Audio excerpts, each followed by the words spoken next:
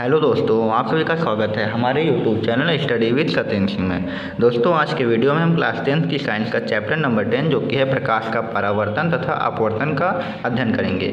इसमें हमने पहले प्रकाश का परावर्तन तथा उसके साथ में हमने दर्पण, उत्तल दर्पण, अवतल दर्पण तथा उत्तल दर्पण और अवतल दर्पण के जो कार्तीय चिन्ह परिपाटी थे इन सभी का अध्ययन किया। अब क्या करेंगे, हम प्रकाश का अपवर्तन में पढ़ेंगे। सबसे पहले प्रकाश का अपवर्तन क्या होता है उसको समझेंगे। उसकी की सहायता से हम अपवर्तनांक के बारे में जानेंगे, लेंस क्या होते हैं, अवतल लेंस, उत्तल लेंस के बारे में समझेंगे। तब जाके ये हमारा चैप्टर कंप्लीट होगा। तो ये भी हमारे लिए एक इंपॉर्टेंट टॉपिक है, इसको समझना हमें बहुत ही ज़रूरी है। तो आइए समझते हैं प्रकाश का अपवर्तन क्या होता है। पहले इसको अच्छे से समझ लेते हैं, फिर क्या करेंगे, नोट्स के द्वारा इसको हम अच्छे से एक बार रिवाइज करके आपको बता देंगे। तो आइए सबसे पहले इसको समझते हैं। तो दोस्तों, जो प्रकाश का अपवर्तन की घटना होती है वह एक ऐसे माध्यम में होती है जो कि होता है पारदर्शी। तो हमने इससे पहले पढ़ा था प्रकाश का जो परावर्तन होता है वो ऐसे माध्यम में होती है जो अपारदर्शी होता है। अपारदर्शी का मतलब ऐसा माध्यम जिसमें प्रकाश की किरण उस माध्यम से टकराने के बाद परावर्तित हो जाए, यानी उसी माध्यम में लौट जाए, तो अपारदर्शी। लेकिन प्रकाश का जो अपवर्तन है घटना है वह घटना ऐसे माध्यम में होती है जो कि पारदर्शी होता है, यानी तो प्रकाश का अपवर्तन घटना ऐसे माध्यम में होती है जो पारदर्शी होता है। पारदर्शी का मतलब क्या होता है कि कोई प्रकाश की किरण उस माध्यम में टकराए और टकराने के बाद अंदर प्रवेश कर जाए। मतलब यह न हो कि मतलब परावर्तित होकर वापस लौट जाए, अंदर की तरफ क्या हो जाए, प्रवेश कर जाए। तो ऐसा माध्यम क्या होगा, पारदर्शी। क्या होगा, पारदर्शी माध्यम होगा। तो हम कह सकते हैं कि हमें ऐसी एक स्लाइड लेना है जो कैसा माध्यम होना चाहिए, पारदर्शी होना चाहिए। ठीक है, तो जिसमें किरण एक माध्यम से दूसरे माध्यम में जा सके। तो हमने यहाँ पे दो फिगर बना रखे हैं। इसमें एक में हमने क्या किया, ऊपर की तरफ हमने विरल माध्यम में लिया है, मतलब विरल का मतलब जिसमें कुछ भी ना हो। और दूसरे में हमने क्या लिया, सघन माध्यम। सघन माध्यम का मतलब जल हो सकता है, कांच हो सकती है, कोई ठोस हो सकता है। तो एक साइड में हमने ये लिया हुआ है ऐसा माध्यम पारदर्शी। फिर दूसरी साइड में हमने क्या किया कि ऊपर की तरफ हमने सघन कर दिया, यानी जल, वायु, जल, कांच, ठोस कुछ भी होगा वो ऊपर की तरफ होगा तथा विरल मतलब नीचे की तरफ होगा। ठीक है, तो हमने दोनों स्लाइडों के लिए क्या करना है, पहले हम देखते हैं क्या होता है। तो हमने क्या किया, मान लेते हैं हमने एक प्रकाश की किरण ली हुई है AB, जो इस पारदर्शी माध्यम में टकराएगी। टकराने के बाद क्या होगा, ये अंदर की तरफ प्रवेश करेगी, यानी विरल माध्यम से क्या होगा, सघन माध्यम। तो हमने आपको पहले ही बताया था परावर्तन में कि जिस जगह पर या जिस तल पर जहाँ पे टकराती है उसको हम कहते हैं आपतन बिंदु। यानी यहाँ पे जो बिंदु B होगा वो कौन सा बिंदु होगा, आपतन बिंदु होगा। तो हम यहाँ पे कह सकते हैं जो B हमारा क्या है, वो हमारा आपतन बिंदु है। ठीक है, तो जिस जगह पर हमारी प्रकाश की किरण तल से टकराती है उस बिंदु को हम आपतन बिंदु कहते हैं। उसके बाद क्या करते हैं, हम आपतन बिंदु पर सबसे पहले क्या खींचते हैं, अभिलंब खींचते हैं। क्योंकि किरण एक माध्यम से दूसरे माध्यम में जाएगी तो अभिलंब जो हमारा होगा वो दोनों तरफ होगा। तो मान लेते हैं ये हमारा क्या हो जाएगा, अभिलंब हो जाएगा, जिसका हमने नाम भी दे रखा है, जो कि हमारा नाम इसका क्या है, अभिलंब का M और N हो जाएगा। ठीक है, तो अब क्या होगा, जब कोई प्रकाश की किरण विरल माध्यम से सघन माध्यम में जाती है तो वह सीधी नहीं जाती है। अब इसे जाना इसे कैसे चाहिए, तो जाना इसे इस प्रकार चाहिए, सीधी। परंतु होता क्या है, जब कोई प्रकाश किरण विरल माध्यम से सघन माध्यम में जाती है तो वह क्या होता है, अभिलंब की ओर। जो हमने यहाँ पे क्या किया है, आपतन बिंदु पर क्या बनाया हुआ है, हमने आपतन बिंदु पर क्या बनाया हुआ है, अभिलंब बनाया हुआ है। ठीक है, तो क्या होता है, वह अभिलंब की ओर झुक जाती है। तो जब कोई प्रकाश की किरण, आपतित प्रकाश की किरण क्या होती है, जब किसी पारदर्शी माध्यम में टकराती है तो टकराने के पश्चात क्या होता है, वह अभिलंब की ओर झुक जाती है। यानी कहने का मतलब है ये ऐसे हो जाएगी। ठीक है, तो ये जो हमारी किरण होगी वो क्या होगी, अपवर्तित होगी। ठीक है, तो आने वाली किरण को हमने आपतित किरण नाम दिया, यानी हमारी AB होगी आपतित किरण, और जाने वाली किरण का हम अगर नाम दें तो BC नाम दे देंगे, तो वो कौन सी किरण होगी, अपवर्तित किरण होगी। ठीक है, ये हो जाएगा। अब यहाँ पर अगर नाम देना चाहें तो आपतित किरण और ये हमारा अभिलंब है, इसके बीच में जो कोण होता है हमने आपको बताया था वो क्या होता था, आपतन कोण। इसको हम किससे लिखते हैं, I से। यहाँ पे थोड़ा चेंज हो जाएगा, जब उसमें परावर्तन होता था तो उसे परावर्तन कोण कहते थे। यहाँ पे क्या हुआ, अपवर्तन हुआ है। अपवर्तन मतलब है कि प्रकाश की किरण एक माध्यम से दूसरे माध्यम में प्रवेश की, तो वहाँ पर जो अभिलंब होगा और जो अपवर्तित किरण होगी उसके बीच का जो कोण होगा उसे हम R से नाम देंगे, तो उस कोण को हम कहेंगे अपवर्तन कोण। कौन सा कोण कहेंगे, अपवर्तन कोण। ठीक है, इस I को क्या कहेंगे हम, आपतन कोण कहेंगे। ठीक है, तो ये हो जाएगा हमारा। इस फिगर में हमने क्या समझा कि जब कोई विरल माध्यम से सघन माध्यम में प्रकाश की किरण जाएगी तो वह अभिलंब की ओर झुकेगी, यानी अपने मार्ग से हट जाएगी। ठीक है, यहाँ पे देखते हैं क्या होता है, जब मान लेते हैं कोई प्रकाश की किरण क्या है, AB है। किसी पारदर्शी माध्यम पर टकराई है और ये प्रकाश की किरण कहाँ से चली, सघन माध्यम से विरल माध्यम। तो टकराने के पश्चात जिस बिंदु पर टकराती है वो आपतन बिंदु होता है, हमने आपको बताया है। फिर हम क्या करते हैं, आपतन बिंदु पर अभिलंब का निर्माण करते हैं। तो मान लेते हैं जो हमने अभिलंब खींचा है वो MN एक अभिलंब है, ठीक है। फिर हमने क्या किया कि अब क्या करना चाहिए, प्रकाश की किरण हमारी जानी चाहिए, हमारी सीधी इस प्रकार जानी चाहिए।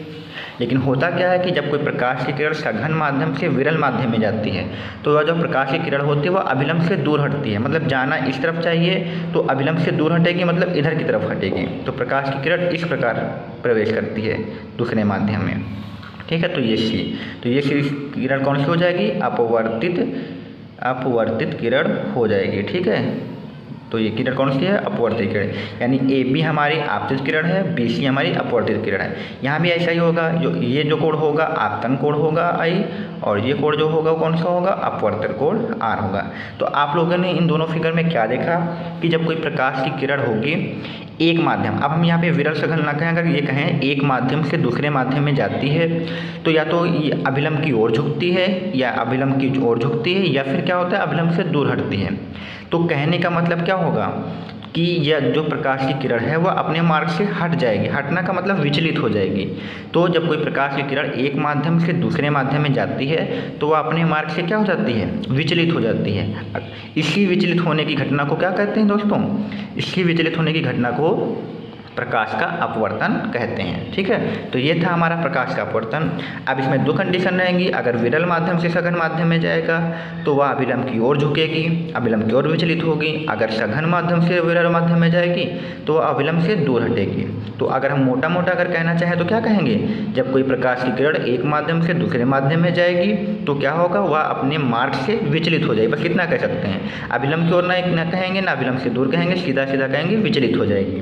फिर उसमें हम डिटेल में क्या लिख लेंगे कि विरल से सघन जाएगी तो अभिलंब की ओर झुकेगी, सघन से विरल जाएगी तो अभिलंब से दूर हटेगी। तो दोस्तों ये हमारा प्रकाश का अपवर्तन था, ठीक है, इसी को कहते हैं। फिर से एक बार परिभाषा बताते हैं, जब कोई प्रकाश की किरण आपतित किरण एक माध्यम से दूसरे माध्यम में जाती है तो वह अपने मार्ग से विचलित हो जाती है। प्रकाश के विचलित होने की घटना को प्रकाश का अपवर्तन कहते हैं। फिर दोस्तों प्रकाश के अपवर्तन के दो नियम हैं, तो उन्हें भी हमें अच्छे से याद रखना है। यानी प्रकाश के अपवर्तन के दो नियम कौन कौन से हैं उनको भी हम देख लेते हैं। तो यहाँ पे हम डिस्कस कर लेते हैं पहला नियम। तो हमारा जो पहला नियम है वो कहता है कि जो प्रकाश किरण है ये मान लेते हैं कोई तल है, माध्यम है, पारदर्शी माध्यम का तल।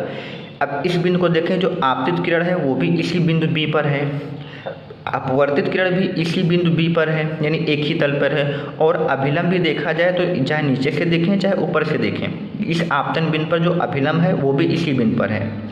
तो ये तीनों क्या है, एक ही बिंदु पर, यानी कह सकते हैं एक ही तल पर है।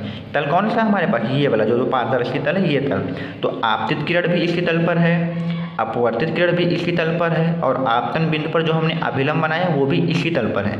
तो पहला हमारा नियम यही है, कह सकते हैं कि जो हमारी आपतित किरण है यानी हमारी क्या AB, और अपवर्तित किरण हमारी क्या है BC, और अभिलंब हम चाहे तो BN या MN कुछ भी कह सकते हैं। तो BN ये तीनों क्या होते हैं, कहाँ पे होते हैं, एक ही तल में होते हैं, ठीक है। तो ये हमारा पहला नियम है अपवर्तन का, एक ही तल में होते हैं, ठीक है। तो ये हमारा पहला नियम है, इसको याद रखना है अच्छे से।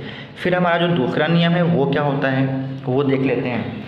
तो यहाँ पे कहने का मतलब है कि जो आप दूसरा नियम हम बता रहे हैं आपको, तो आप लोगों को एक चीज़ इसके लिए पता होना चाहिए कि जो ज्या होती है, ज्या, आप सभी को क्या याद रखना है, ज्या। तो अगर हम कहीं पर ज्या की बात करेंगे तो उसका मतलब हम कोण की बात करेंगे तो वो होगा हमारा साइन। अगर कोज्या की बात करेंगे, कोज्या अगर कहीं पे लिखा है तो उसका मतलब हम बात कर रहे हैं कॉस की। अगर कहीं पे टेंज्या लिखा है तो उसका मतलब हम बात कर रहे हैं टैन की, ठीक है। तो यहाँ पे नियम में फिर सुन लीजिए। तो प्रकाश का अपवर्तन का जो दूसरा नियम है वो कहता है कि कोई प्रकाश की किरण होगी, आपतित किरण होगी, उसका आपतन कोण कब बनता है, आपतित किरण तथा अभिलंब के मध्य बना आपतन कोण, ठीक है। आपतन कोण किसके बीच होता है, आपतित किरण और अभिलंब के मध्य बना आपतन कोण की ज्या, ज्या का मतलब हमें क्या लेना होगा, साइन, यानी आपतन कोण हमारा कौन सा है, आई, तो इस आई का क्या लेंगे हम, साइन ले लेंगे, ठीक है। आई का क्या होगा हमारा, साइन हो जाएगा, तो ये हो जाएगा साइन आई। तो आपतन कोण हमारा आई है, इसकी क्या ली है हमने, ज्या, साइन आई, ठीक है। फिर कहता है कि अपवर्तित किरण और अभिलंब क्या है हमारा, अपवर्तित किरण कौन सी है, BC, और अभिलंब इसके बीच में कौन कोण बना है, ये R। अपवर्तन कोण की ज्या, तो अपवर्तन कोण हमारा क्या है, R, इसकी ज्या का मतलब हम क्या लेंगे, साइन लेंगे। इन दोनों का अनुपात, अनुपात का मतलब हम बटे करेंगे, अनुपात जो होगा वो क्या होता है, नियतांक होता है। नियतांक का मतलब नियत होता है, यानी फिक्स होता है। इंग्लिश में अगर कहें तो क्या होता है, फिक्स होता है, कभी भी बदलेगा नहीं। तो फिर से एक बार सुन लीजिए, सीधा सीधा कहें, आपतन कोण आई की हमने क्या लिया हुआ है, ज्या, तथा अपवर्तन कोण आर की हमने क्या लिया हुआ है, ज्या। इन दोनों का जो अनुपात होगा वो क्या होगा, नियतांक। और इसी नियतांक को हम लोग क्या नाम देते हैं, एन का मतलब कहते हैं अपवर्तनांक। क्या कहते हैं, अपवर्तनांक, ठीक है, तो याद रखना है। तो यहाँ से फॉर्मूला हमारा क्या आ जाएगा, sine i upon sine r, ठीक है। तो ये दोनों नियम थे अपवर्तन के नियम के। अगर आप सभी को ये समझ में आया हुआ है तो आप क्या करते हैं कि हम इसको क्या करते हैं, एक बार अपने नोट्स के द्वारा इसको अच्छे से रिवाइज करके बता देते हैं। अगर आप चाहें तो इसका स्क्रीनशॉट ले सकते हैं। तो दोस्तों यहाँ पे देखिए, हमने यहाँ पे बना रखा है एक विरल माध्यम, एक सघन माध्यम। विरल माध्यम को हमने एक दे दिया नाम, सघन माध्यम को दो, यानी एक माध्यम से दूसरे माध्यम। फिर यहाँ पे हमने सघन माध्यम और विरल माध्यम रखा है। फिर क्या किया हमने, आपतित किरण और परावर्तित अपवर्तित बना रखा है, आपतन कोण और अपवर्तन कोण भी बना रखा है, जो कि हमने आप सभी को अच्छे से समझाया है। यहाँ पे लिखा है, जब प्रकाश की किरण एक पारदर्शी माध्यम से दूसरे पारदर्शी होना चाहिए, यानी एक माध्यम से दूसरे माध्यम में जाती है तो दोनों माध्यमों के पृथककारी, मतलब पृथककारी जहाँ से दोनों किरणें अलग होंगी वहाँ से क्या होगा, पृथककारी तल पर वह अपने मार्ग से विचलित हो जाते हैं। विचलित का मतलब क्या होता है, हट जाते हैं, या तो फिर अभिलंब की ओर झुकेंगी या फिर अभिलंब से दूर जाएंगी, इसका मतलब विचलित हो जाते हैं, ठीक है। जिसके कारण इसका क्या होगा, वेग व दिशा बदल जाती है। अब माध्यम बदलेगा तो उसकी वेग भी बदलेगी, और दिशा तो आप देख रहे हैं, दिशा ऐसे होनी चाहिए थे, अभिलंब की ओर झुक के हो गई, दिशा ऐसे होनी चाहिए तो अभिलंब की ओर दूर हो गई, तो दिशा भी बदल जाती है, जिसके प्रकाश का क्या कहते हैं, अपवर्तन कहते हैं, ठीक है। फिर अब हम देख लेते हैं इन दोनों के नियम कौन कौन से हैं, ठीक है। तो प्रकाश के नियम का हमने बताया था, जो आपतित किरण होगी और जो अपवर्तित किरण होगी तथा दोनों माध्यमों के पृथककारी पृष्ठ के आपतन बिंदु पर जो हमने कहा था अभिलंब, क्या होगा, पृथककारी माध्यम पर कौन सा होगा, आपतन बिंदु पर अभिलंब, तीनों एक ही तल पर होंगे।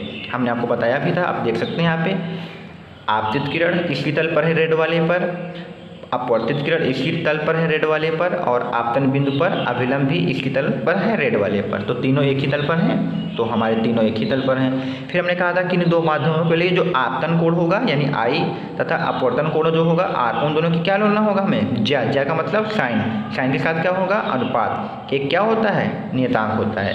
फिर क्या कहा था कि इस नियतांक को पहले माध्यम के सापेक्ष दूसरे माध्यम का अपवर्तांक, इस नियतांक को हम क्या कहेंगे, अपवर्तनांक कहेंगे, इसे एन से प्रदर्शित करते हैं। और यह जो नियम है हमारा, उसको कौन सा नियम है, स्नेल का नियम। तो हमने यही लिखा था, sine i upon sine r बराबर नियतांक, इस नियतांक को हम एन कहते हैं जो कि अपवर्तनांक होता है, और इसे स्नेल का नियम भी कहते हैं। तो दोस्तों ये था हमारा प्रकाश का अपवर्तन क्या होता है, उसके नियम क्या होते हैं। अगर वीडियो आपको सभी को पसंद आया तो प्लीज़ चैनल को लाइक, सब्सक्राइब और शेयर जरूर करिए।